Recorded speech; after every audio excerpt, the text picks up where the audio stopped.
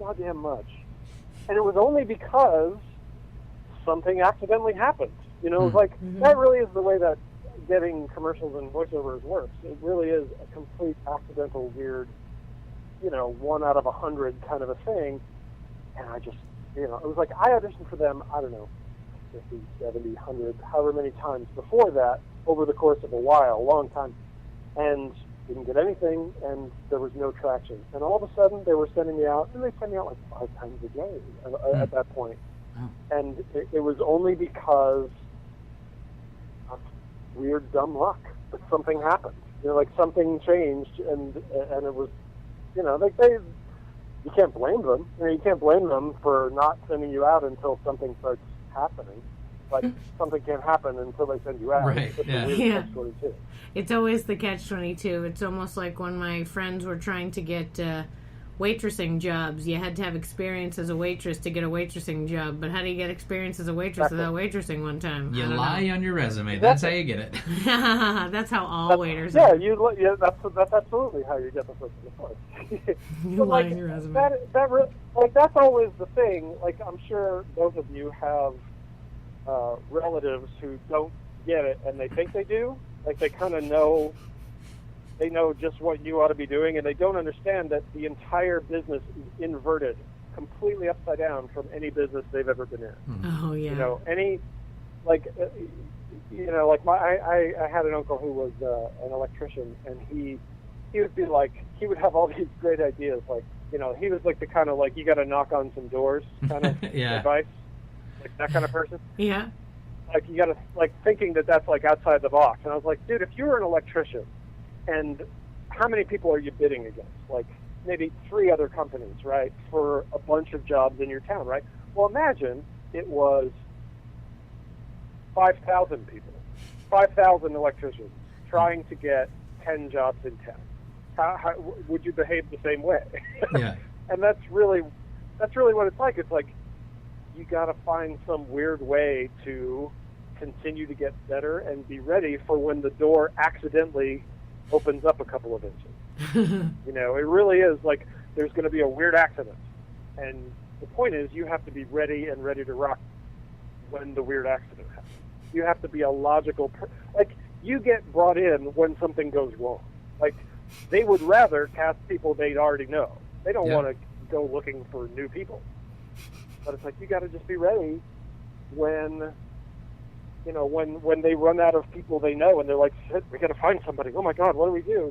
You have to be a logical next choice. When I was doing camera work, that's what happened to me. Was camera operator couldn't do a day, so they reached out just to somebody randomly, and it happened to be me. There's no reason. They hadn't seen any of my work. There's no reason for them to reach out to me other than a weird thing happened. And so I got picked up and, you know, suddenly working a great paying gig for a large company, you know. There's no reason. Yeah, There's no reason. And people really don't believe that that's how insane it is. And they just think, like, well, why would anyone do that? Well, that's the way it is. You know, that's the way the entire business is. And people really just think, no, there must be something you can do. And it's like, really? Yeah, unless really. It's just, I got to start my own production company, my own distribution, and my own you know, theaters. Then yeah, sure, I get. Yeah, then you can do whatever you want. Absolutely. If you own it, you can do whatever you want to. If you're already rich and famous, you can get a job if you like. Sure, yeah. Just burden. Yeah. See, my story is people like me, and oh no, no, I'm just everything that I've ever, all the like TV and film stuff that I've ever done has been friends, like from the New Movement actually. So people that I met through taking classes there, they were like, hey, I got this job doing this. Do you want to be part of it? I was like, yes. Yeah. And I have one friend, Dave Ward, thank you, Dave Ward, who I always tell him, when I win my Oscar someday, I'll thank you first. Because every job he gets, he gives me a little bit of. So, like, whenever he's doing a movie, he's doing a thing, I get to help out in some way. Sometimes it's like, I'm a random person in the back.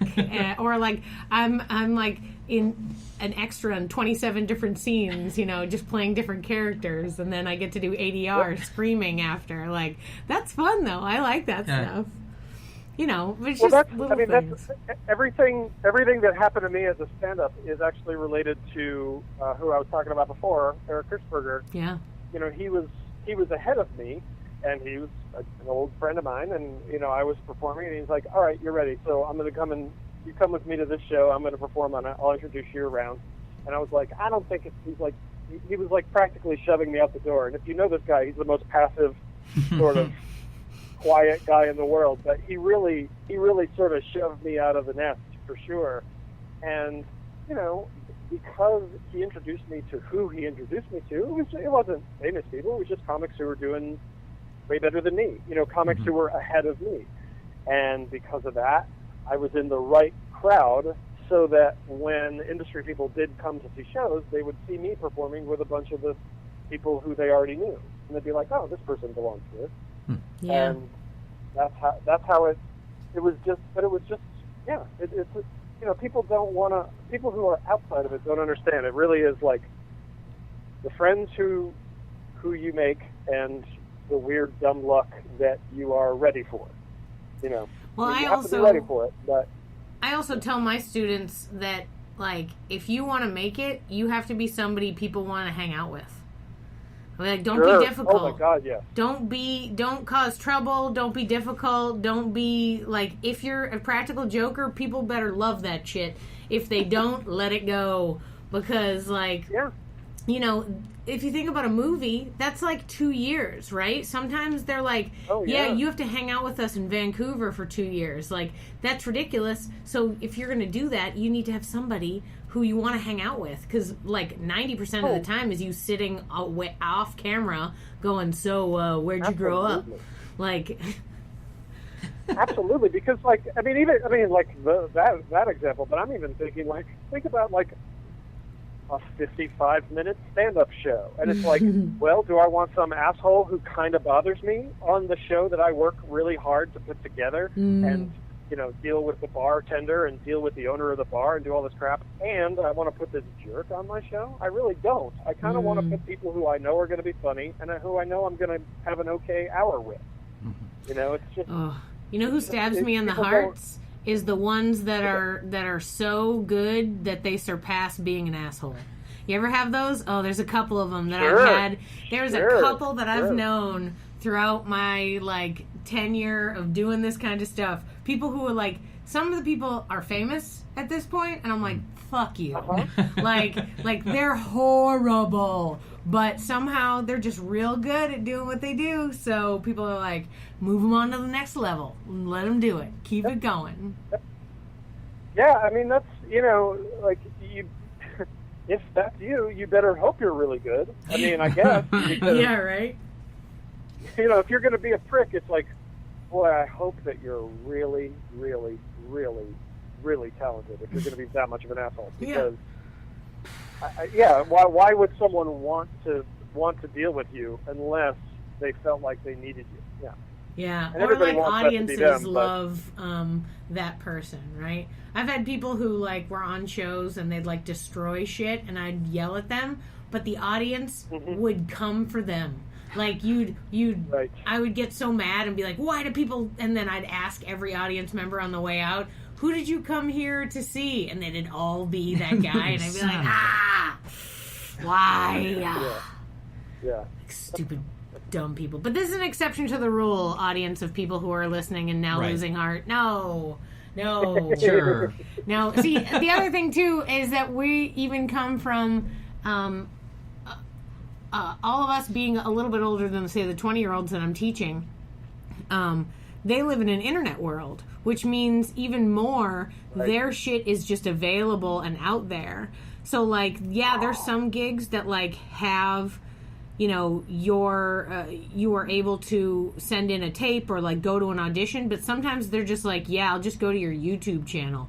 And I don't think some of them realize how truly public the internet is. Oh, no. Like, I think a lot of people think it's some sort of secret club they're only a part of because of some of the things that I see. And it's not like, and I don't mean like weird, you know, voyeuristic stuff where people are like specifically trying to be weird or crazy or off the wall or whatever. But like Although that's there too. There's that, yes. But like the people who think that they're doing like, I don't know, they're doing a great job and then they're just not putting any effort in, or like, you know, it's like they're doing monologues from their like dirty bedroom with like no backdrop, and you're like, okay, and yet they still have 1 million views. Oh god. That's the appeal. It is. I mean, it is a different world. I mean, even back in the Stone Age when I was starting doing stand-up, even, but even before that. But it was like a lot of times they would say, don't start stand-up in New York or LA because you will be seen by people who can help you, and you don't want them to see you when you still suck. You kind of want to like work some stuff out. But I don't know how that must work now, where it's like the first set you ever did could be online in 30 minutes afterwards. Like you could put it up 30 seconds afterwards if you wanted to. I don't know. That would be a little nerve-wracking, I would think. Then again, I mean, I think our brains are so in kind of disposable mode now, where it's like something goes in, and if it doesn't stick there, it's gone completely. So maybe people forget now. I don't know. I just don't know how it must work. Well, now I think it's just because there's a deluge of people doing stuff, and you're right, we have that sort of like brain that processes and just passes through. It's like only the ones that stick in are the ones that stick around. You know what I mean? Yeah, so it's like somebody who really has to wow you or do something that's just so insane that you're like, okay, that's something I'll watch. As an example... Well, that's like... Go ahead. What's that now? No, you sounded like you were going to have an example, too. Go ahead. Well, what I was going to say is, like, I feel like so much stuff that is... So many people's work that's going out there becomes just kind of noise. Like, just static, background noise. Because it's so many... Like, it's funny. When Kate and I were first back in touch a couple of years ago, we were going to do a podcast and we didn't know what it was going to be. And Kate's idea, he wanted to do like funny movie reviews or something of this kind. And I was just like, I'm not really interested in that. I don't think it's that good of an idea, just because I think it's kind of noise out there. Just I had no idea how true that really was. There are, and I'm not going to lie to you, I'm going to say I could probably find, without trying, 500 podcasts that are exactly that. Oh, yeah. And maybe 5,000. I don't know. And it's like, we ended up doing something, our show is really, I don't know how successful it is. I don't know if anybody cares, but it really isn't like anything else that anybody else is doing. And I feel good about that, at least, because I feel like the people who find it and the people who are our people are crazy about it. They're like, where has this been? Because we're not like looking out there for a genre out there that people are already doing and then trying to find a way into it. I guess that's what I always felt about stand-up, is I felt like, this isn't really me. It's me up here talking. These are my ideas for sure. But I kind of feel like I'm trying to get into somebody else's clothes. I'm trying to fit into somebody else's mold a little bit, and I could not find a way.